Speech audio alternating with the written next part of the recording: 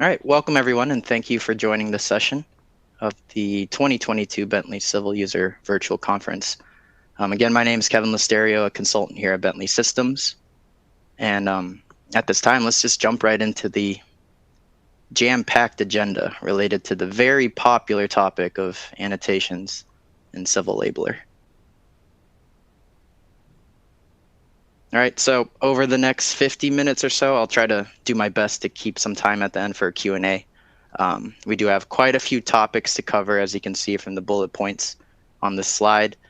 The first 3 or 4 bullet points are just core fundamental tools and components, really areas of configuration related to intelligent annotation and creating dynamic callouts within ORD, all of which I am somewhat assuming most of the attendees to the session are already familiar with to some extent. We have tons of content related to those specific tools that we've created in the past, and I believe Don even mentioned that at the end of the previous session if you attended. But if my assumption is wrong for some of you, have no fear. I have included, at least at the end of this deck, a link to, or a slide with links to additional resources you can refer to kind of build up that knowledge base and fill in the gaps regarding those concepts, like creating text favorites, annotation definitions and groups, those sorts of things. I think most of the attendees on this session is more interested in Civil Labeler, so we'll talk about what that actually looks like within the current version of the product. So I'll refer to that as 1010 or 2021 release 1 or 2, compared to the upcoming release for 1011. All right, I'll also throw in some labeling tips and tricks, and then I would like to conclude with the session and talk about updates to Civil Labeler specifically, again, in the upcoming 2022 release 1 of ORD. Okay, so let's jump right into it. So a really brief overview of the annotation and labeling tools that are available in ORD, and pay special attention to the colors of the font for the different bullet points on the slide related to the respective icons from the screenshot of the ribbon interface in ORD. All right, starting with the place text and place note, the blue icons and blue text on this page or on this slide. These are the older labeling tools from MicroStation, more or less, that are included in ORD that help define static text. You can actually key in and place your text with a leader line or not, just depending on the different parameters. And by itself, the callout is not dynamic, as I'm sure most of you are aware.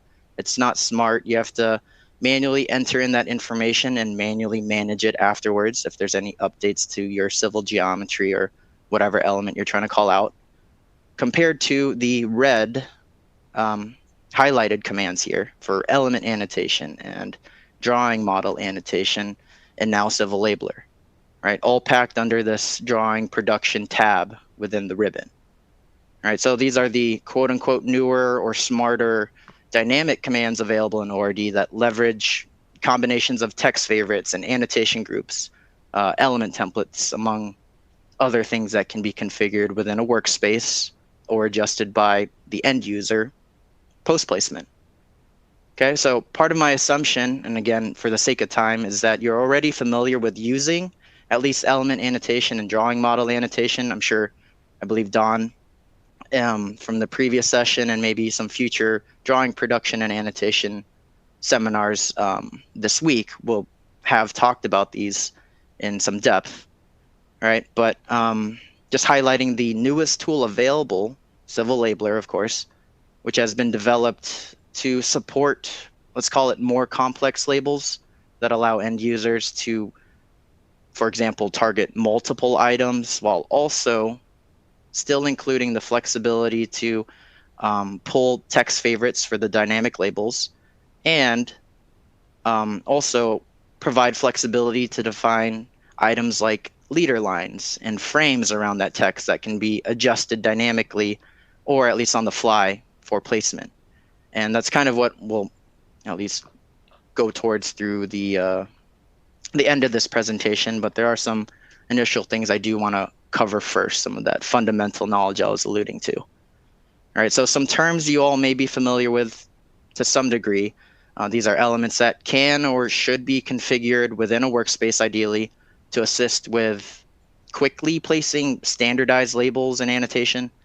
All right, so that includes text styles, dimension styles, and you can see the respective dialog boxes popping up that you may be familiar with from MicroStation, right, now carried over into ORD. We have text favorites, of course, and then annotation definitions and annotation groups. And you can see the little dialog box there for the annotation group manager. All right, so just in general, and again, really briefly here, the text styles and dimension styles, they can control a lot of information, such as the attributes and settings related to text and dimensions or leader lines, respectively. In most cases, again, these are areas that are already configured in a workspace and can be adjusted as needed. But one of the most important items to note from this slide, of course, is text favorites. It's a term that I'll be using and referring to moving forward here for the additional smart annotation tools. All right, these can be built into main annotation tools that we recently discussed, right? And text favorites in general are reusable pieces of text that can either be static, keyed in text manually, or computed text from, say, for example, an element set of properties using text fields, or a text favorite can be a combination of both, static and computed text. So then the next level above that, and the last bullet point on this slide, is related to annotation definitions, which you can see from the screenshot are essentially a set of settings for labels related to display attributes or the placement of text in space, and then, of course, the content of that annotation. And then a set of annotation definitions can be grouped together under, of course, what's called an annotation group to quickly apply all of those display settings and text in bulk. All right, and as I alluded to before, I should say, building annotation groups and definitions and text favorites isn't necessarily the focus of this presentation, because there's additional resources available that I've linked to at the end of this presentation. But they are important to understand, or at least to begin to understand. All right. Sparing you from a demo about how to create an actual text favorite, I did want to provide or highlight some general tips for creating and testing them. So the bullet points here, I just wanted to talk about maybe just the general scenario in which you potentially needed to create a text favorite that may be missing from the workspace you're using for a given project. And let's say you created the perfect text favorite in your live design DGN, and you're ready to test if it actually worked. So in that instance, what you could actually do is use that older place label command, right? And maybe you're already aware of this in some cases, but using the place label command, you can configure the text favorite label method and call upon the text favorite you actually created in that file. And you can use the parameters there to place that individual label and see if it pulls and displays the correct information. And then in that scenario, when you have your text favorite configured, it will only reside in that DGN, but there are ways to easily transfer that over into the workspace DGN library, the main one, or maybe your department or internal standards to use for other projects and to share with other colleagues. All right. And that last bullet point, that's always a good one. Use the delivered examples as a starting point if you're ever confused about how to potentially put together a text favorite, or you're trying to troubleshoot the one you created yourself. Right? Try not to reinvent the wheel at times, and use our examples workspace as a good example. All right, so now we can turn our attention to the shiny new toy regarding annotations and labeling in ORD, and that is the Civil Labeler. And for just about the rest of this presentation, we will be focusing on this tool. So Civil Labeler was rolled out in ORD as a tech preview in the initial 10.10 version of the product, or you may know it as ORD 2021 R1. Right, and one of the main purposes, like I mentioned before, of developing this new labeling tool was to kind of fill in the gaps of the annotation tools that were previously available. So to support the creation and placement of even more dynamic labels, which may be more complicated in nature. For example, trying to call out the stationing of multiple alignments that are intersecting, or trying to create a station offset call out off of a given geometry, right? And not only did we want to enable users to create those more quote unquote complex labels, again, leveraging text favorites to pull in the smart information and live update, but we also wanted to give some flexibility in terms of how to populate a leader line, or a different arrow, or a different frame around the text, whether it's rectangular or a capsule or a hexagon, whatever you need for your individual standards that you need to follow, right? So all of that is possible through this tool, which is what we will get an example of here in a moment. All right, so as of that initial release, I do want to point out, at least from the 10.10 or current version that's available to the public, it is XML based currently. And one of the big updates to the next release in terms of this specific tool is that it will soon be DGN library based. All right, so that makes things a little easier to manage the civil labeler information, at least in terms of a DGN library, and being able to manage that information and edit through the Explorer, which we'll talk about later on in this presentation. All right, but I do want to just make note there are some differences and enhancements between 10.10 and the impending 10.11 release, mostly related to how the labels are stored, created, and managed, and maybe some slight UI adjustments. But for the sake of the initial demos here, I am focusing on the current release that's out to the public, 10.10, or any of the various 2021 releases, R1 or R2. So notice here on the screenshot, you can see that it's pulling in an example civil labeler XML, and we talk about what's going on here in the dialog box as we proceed forward. Okay, so let's take a look at just a couple examples of how civil labeler looks and can work. And so we're obviously in ORD, in the drawing production tab, and action, the civil labeler command. So some of the information automatically populated from that XML. So notice that. And we'll go ahead here and just take a look at the information, maybe adjust the spacing there of that column. And as you select an individual label, you can see some default properties. And we'll just go ahead and place the first label here. That's just going to be a standard call out to display the name of this center line or this horizontal geometry. Right, and we'll take a look at the properties and see that it in fact pulled the feature name from the civil properties there. And as you make an adjustment, notice that the label does update, right? Leveraging text favorites and the text field updating, of course. And then when the horizontal position of that geometry or element updates, notice the entire call out update with it. Right? No need to adjust the leader line or the snap point or anything like that.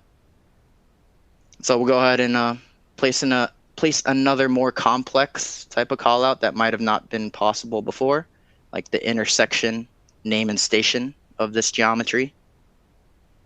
Just using the default settings in the dialog box, just coming from this XML in this example, and see the station equations or the station values related to their respective horizontal geometry display, right?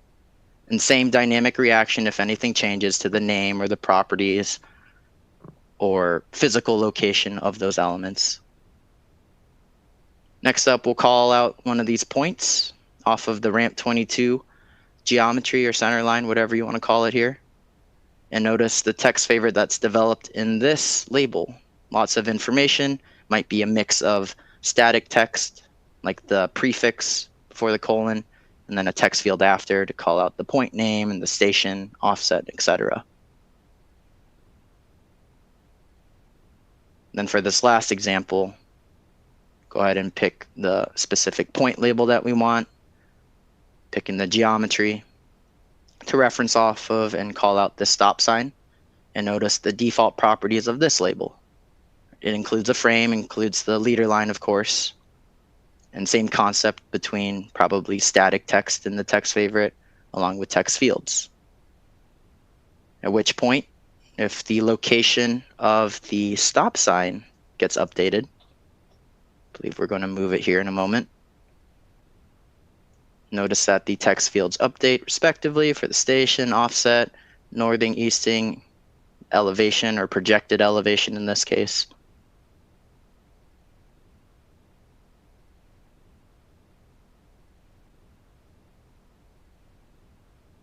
All right.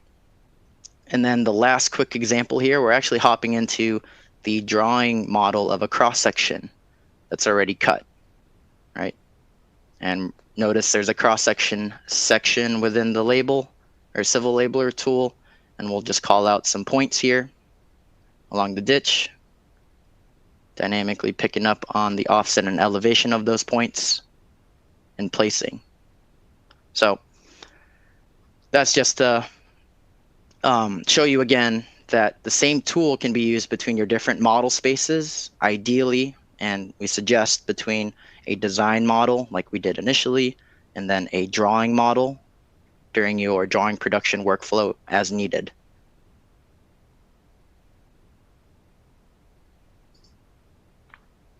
Okay, so those are pretty straightforward examples, but let's focus and hone in on the actual components of the civil label. There's multiple parts, 5 parts at least on this slide. Most importantly, I do want to highlight the anchor point, and that's the origin of the label used for computing text. You might have already noticed this if you're familiar with the tool. As I zoom in, that little circle, that is the anchor point, right? And that is important to maintain. We don't want to delete that, right, to be able to maintain the dynamic functions of the label that we all want. And other than the text, which of course comes from potentially the text favorite, the other 3 bullet points, the leader, frame, and divider, are all optional settings that can be configured per label definition, let's call it, right, and then tweaked to some degree upon placement. Pretty self-explanatory there. Okay, so that was regarding placement of labels and the components of the labels that are already created. But let's take a look now at how to access the Civil Labeler Manager. So it's a similar dialog box, more or less, that allows you to then create and edit and manage the information of the XML in this version of the product. Or like I alluded to earlier, within the DGN library and manager from the Explorer in the future release. Okay, so the screenshot here is taken from 10.10, and we'll take a look at how to expose the manager settings and the tools that we need to set up some of this information in the next slide. All right, so there's a couple different ways actually. Let me backtrack to get to the manager in the 10.10 release.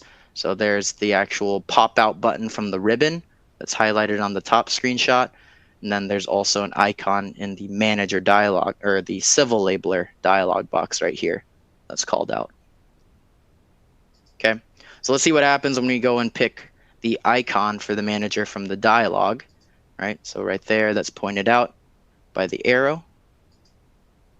As soon as you select it, notice what gets exposed, right? Some additional configuration options. We got a sort of toolbar up top to browse and save, create additional folders within this XML structure, right? And create new labels, of course, delete items. And then in the main area, we have a couple different tabs. So label and placement. We are looking at the placement tab to start. And this has pretty self-explanatory settings. So you can configure different areas like the method of placement for the label, whether or not to include a leader line by default or a frame or divider, those optional components that we just discussed. All right, and then some other different parameters towards the bottom and other toggles at the bottom right that we'll discuss later on as well. Right? So lots of different areas to configure within this manager view, right? Let's hop over to the label section, right? In the second tab, I should say. So notice, starting with the text favorite, you can see there's a couple different areas that are actually linked together in this version of Civil Labeler. So there's the text favorite that has been generated and pathed to, at least for this specific label. And then notice the text style is also pulling that information from the text favorite. Similarly, to control some of the symbology, so the colors and that type of stuff, there's an element template that's already pathed to as well. And the dimension style is at least linked to this element template for this example. All right, and we'll actually talk about the nuances of this later on and some of the enhancements in the latest release related to that for end users. Right, but probably one of the more important things to note from this tab in this view are the targets that can be set up at the bottom. So this is what enables us to create more complex labels and so on. So you can define your various fields or targets, so one or multiple, the type of selection setting to pick the target in this case. And then you can also define some directions for the end users. That's actually keyed in directions or user-defined prompts that the end user will see on screen to tell them what to do to be able to apply this label successfully.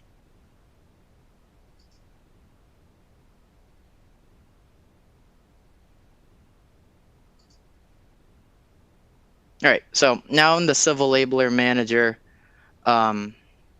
you can also configure some default settings for rotation and position.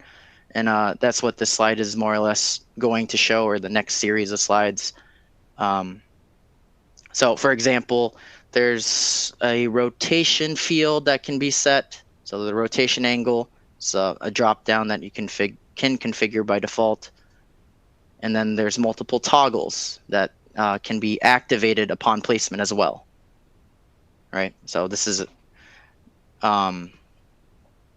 let's see here. The rotation association toggle, when activated, the label will move and rotate with any adjustment to the civil element that's being called out. Right, there's the relative association toggle, which when activated, the label will move but not rotate. There's the no association toggle, which when activated, will neither move nor rotate. And then, just throwing this in here on this slide, there's a collapse mode button or toggle that you can activate, which minimizes the labeler dialog box from your view for placement, so it just gets out of the way temporarily. So this may be either familiar if you recognize those icons from the Place Label tool, or if you're not as familiar with it, let's actually see what occurs when different combinations of these toggles are applied. Let's take a quick look at this demo. All right, so in this example, we're going to place a civil labeler to define the bearing of this linear component using various placement options for rotation. So note that the initial rotation method is set to tangent, and that actually, I think we're going to start, we'll start placing a couple labels here using the same label definition, but with two different rotation methods. So that first label was placed with rotation association activated, and the second was placed with relative association activated.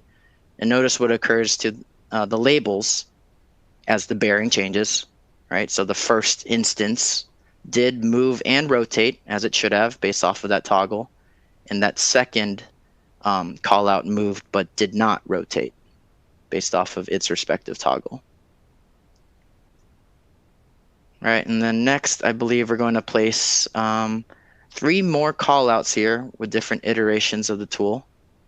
So we'll label the same point with the relative association on, and then next we will place with, let's see here. Actually, this is a little different because the last placement toggled on no association activated. So there we can see the first instance did move and rotate. The second one moved but did not rotate horizontal to our view. And the last placement based off of that setting that we used for no association, neither moved nor rotated, but the leader line still updated to snap to the end of that horizontal line.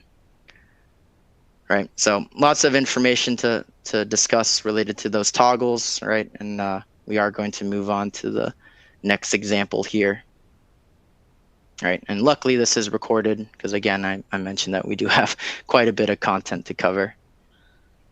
All right, so for spot annotation, there are scenarios where you potentially need to place multiple callouts repetitively, and rather than having to call out individually, there are some options to place by selection set or fence.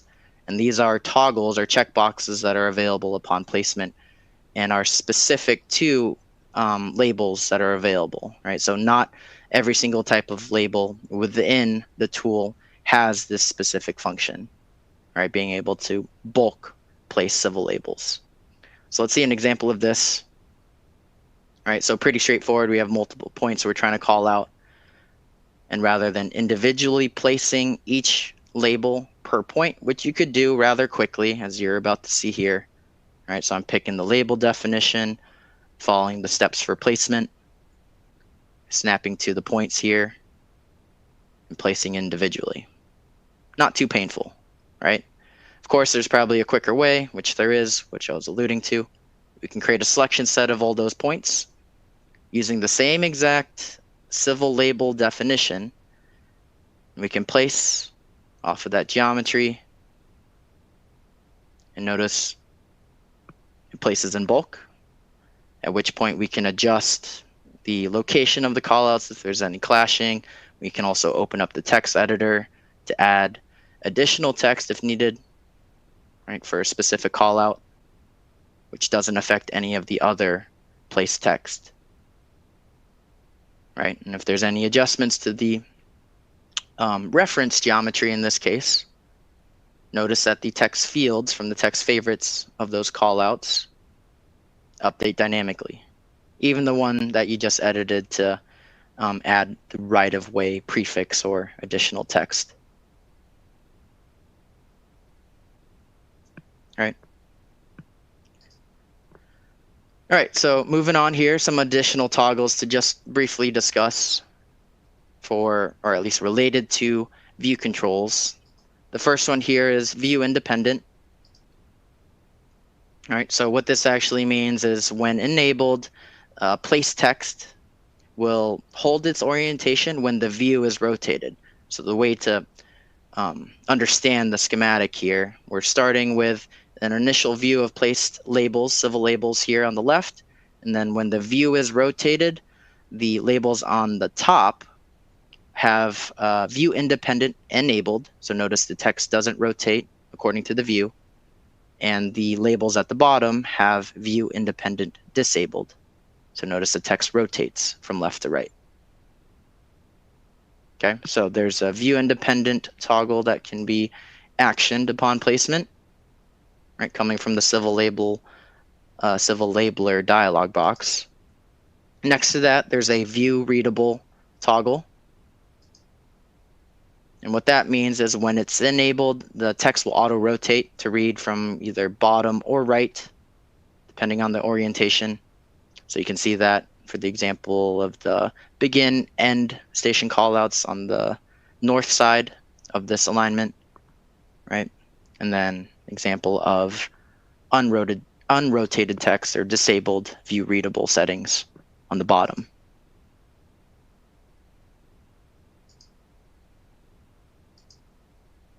All right, and the last one here to call out is dynamic justification, which point when it's enabled, the text will auto justify to the left or right, more or less snapping up to the side of the leader line or the extension line that goes into the leader.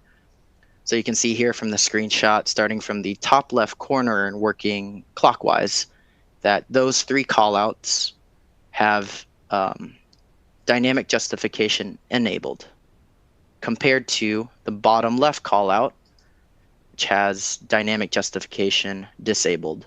So notice it's not justified to the side of the leader. It's just following whatever settings are set up for its initial callout. Right?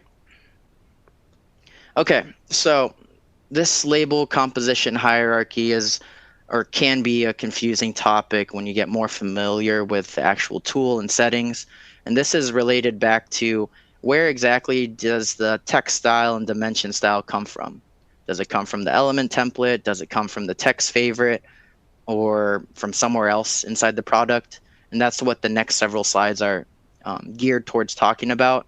I do want to preface this though with some enhancements to Civil Labeler in the next release related to this exact subject.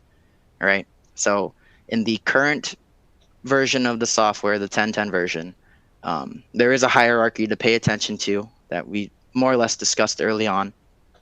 So related to the text style, so the actual text here that's highlighted in green, right? In general, if the text style is set within an element template that's pathed to within the individual label definition, then that's where the text style will come from. If it's not set in the element template, it will try to find a text style in the text favorite that is being called upon within that definition. And if it's not set within the text favorite, it just moves on, like I said, in the hierarchy to the active text settings of your model space where you're placing the text, or from the active text style and active template within the model. All right.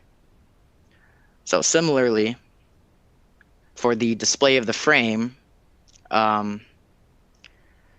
it's driven by the dimension style that potentially is configured within the element template, or it's getting pulled from, if it's not configured in the element template, I should say, it will get pulled from the active element template within your model, or the active attributes like the color, style, and weight within your active design model.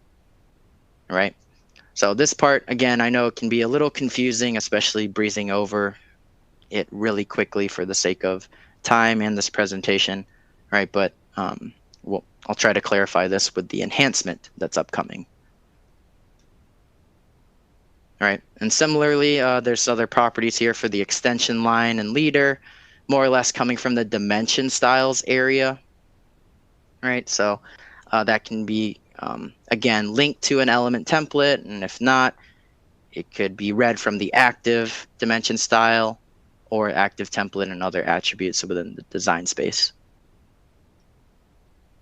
And lastly, the terminator, again, coming from the dimension styles here, right? Or the active dimension style as you're placing the call out. Right. And I may not have noted at the beginning of the presentation, but this slide deck should be available to all the attendees here for or as an additional resource along with the other links I've provided. Okay, so the last section I wanted to go over before we move on to some of the updates related to Civil Labeler, or actually just some general labeling tips and tricks I wanted to highlight here. There's only a couple, but the first one is for your general plans production workflow and annotation that you're going to be, or at least when you're placing these individual labels. I know a concern is, well, what happens when I recut my sheets? Are all my labels going to be scrapped? Well, it depends where you actually place those labels or where you use your Civil Labeler. So one suggestion is to create a separate text labels DGN. It doesn't have to be labeled that or called that, but a separate file in which you reference in all of the geometry and civil elements that you're trying to call out for your plans production, right? So a separate file where you then create your annotation, right? And that way you have a separate DGN that contains all of the annotation that you can then reference into your main container file, or your motif, or whatever you want to call it. And then that's what you can use for your general plans production workflow, generate your drawing models and your sheet models, and move on from there without having to worry about overwriting or scrapping labels that you manually placed, right? Of course, you'd always have to go back to that file to update if there's any changes to the geometry or to the corridor, etc.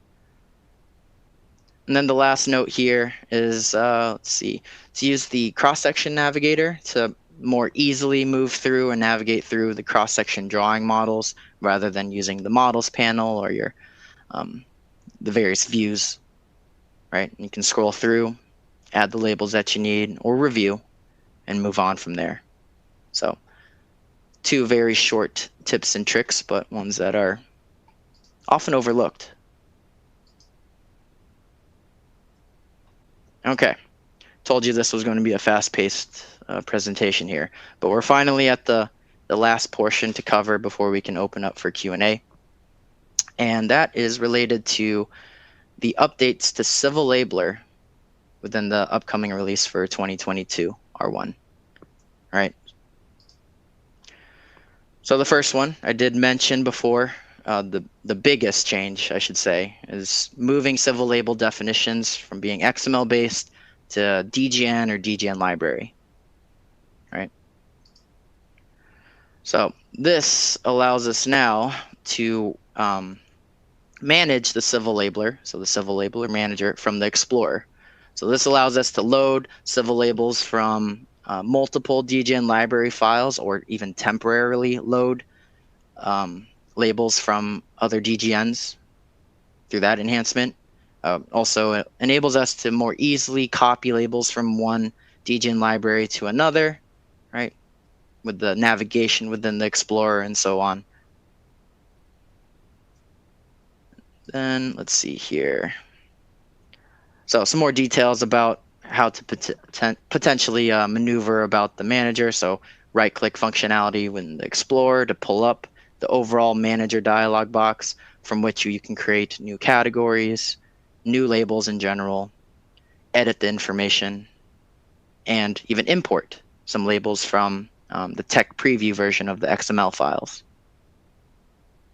Right? So that's the big critical one there. All right, and now this civil labeler usability, this is related to kind of the hierarchy topic I was talking about moments ago.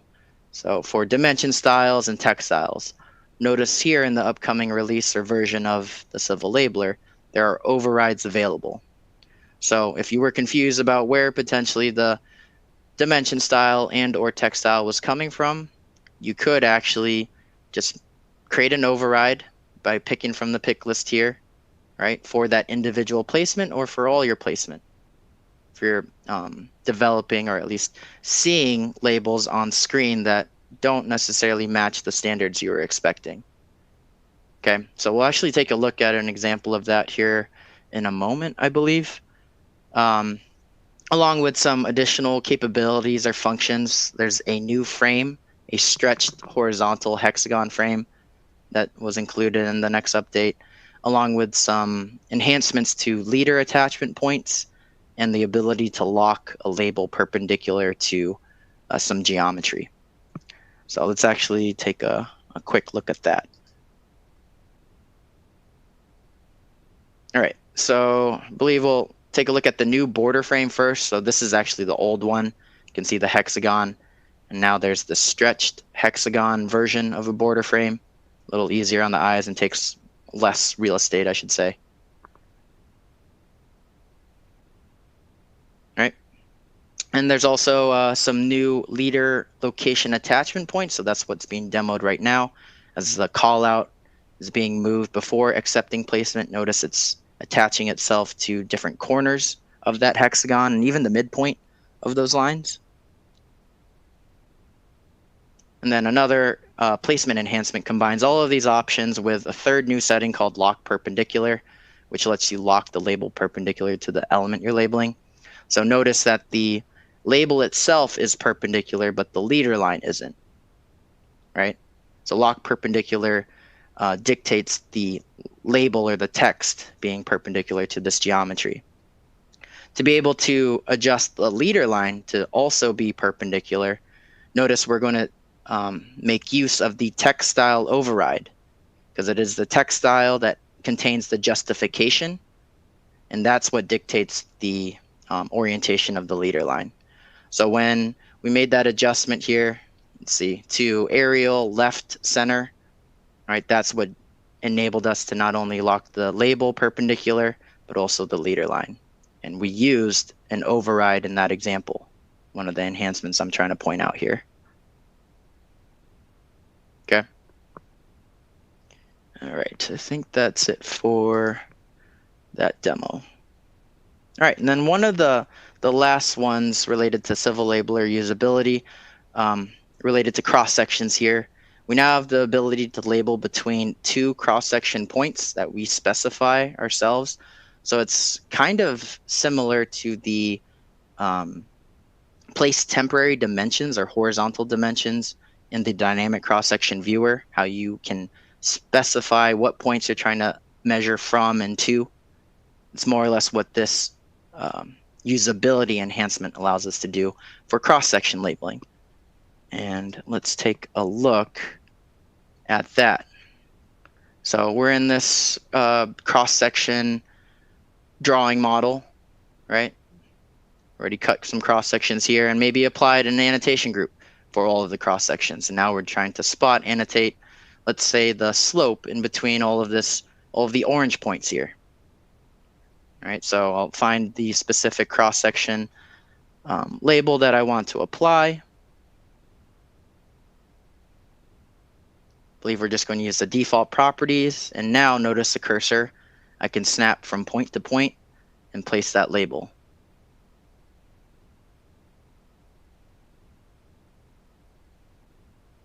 All right. Want to be careful of what point you're snapping to, of course. Might need to zoom in. Use your tentative snap. Then I can also, let's see here, label the length between 2 points that I specify again with my cursor. In this case, we're labeling, or the text favorite, I believe, is calling out the template points from point to point, and then the length, the horizontal length between the two.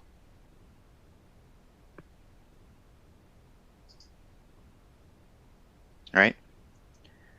And with that, I was able to finish on time and have room for questions, which I'm very happy about. So I do apologize for the speed of the presentation. I know there's a lot of information I'm throwing at you, but just like what Scott said, this is being recorded. I do have some links here on the last slide that will be available to you related to YouTube content for Civil Labeler, so maybe even more in depth and maybe additional examples between that series there. I believe Scott also mentioned there was a Civil Labeler coffee corner recently, right, that you can access on demand, of course. And if you're curious about what's new in 2022 R1 of ORD, there was a recent coffee corner on that, I believe last week, that you can also access on demand. And just like what Don did in his last session, it wouldn't be right to not point out the LEARNserver, right? So you need content on annotation groups, annotation definitions, or how to create text favorites, all of the fundamental concepts I discussed earlier. Start with the LEARNserver. Check out the YouTube content between the various Bentley pages, right? And you could even check out coffee corners on that subject as well.